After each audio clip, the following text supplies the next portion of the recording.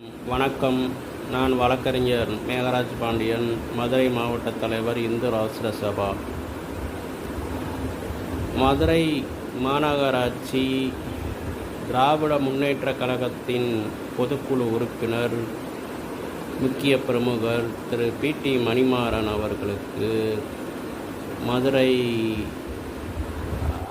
ஆஞ்சநேயர் கோவில் எதிரில் கிருஷ்ணராயர் தெப்பக்குளம் தெருவில் 2 கடைகளையும், மீனாட்சி பஜார் எதிரில் 1 கடையையும் மற்றும் பாதாள மாரியம்மன் கோவில் 1 கடையும் மற்றும் தயிர் மார்க்கெட்டில் 1 கடையும், ஆரப்பாளையம் பஸ் ஸ்டாண்டில் 2 கடைகளும் மற்றும் பல இடங்களில் கடைகள் வைத்துள்ளார்.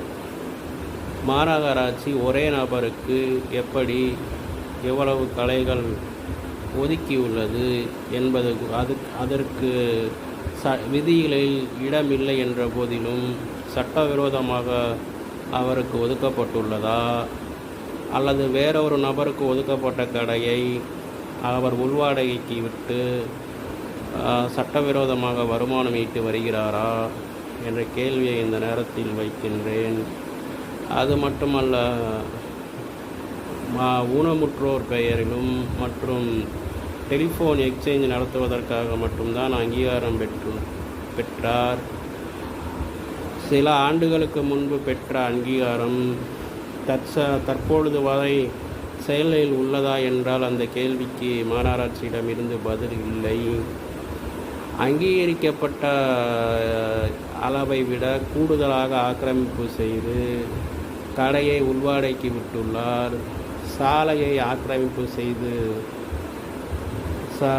பொதுமக்கள் நடைபாதையாக பயன்படுத்தும் இடத்தை ஆக்கிரமிப்பு செய்து கடையை உள்வாடைக்கு விட்டுள்ளார். மாநகராட்சிக்கு முறையாக வாடகை ஏதும் செலுத்தவில்லை.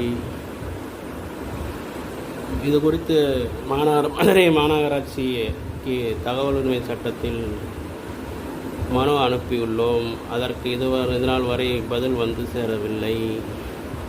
ஒரே நபருக்கு இத்தனை கடைகள் ஒதுக்குவதற்கு மாநகராட்சியில் விதிகளில் இடமில்லை.